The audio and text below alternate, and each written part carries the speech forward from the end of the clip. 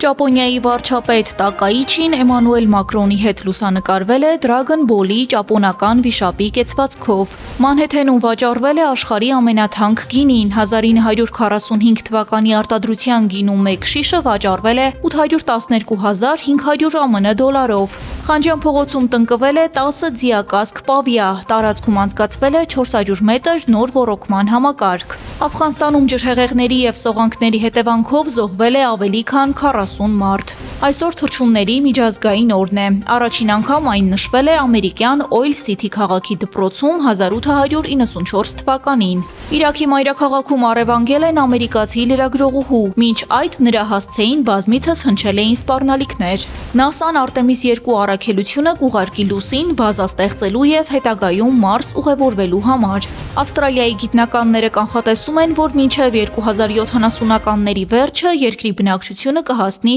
12.4 միլիարդ մարդ, ինչը մոլորակը կրիտիկական վիճակի մեջ կդնի։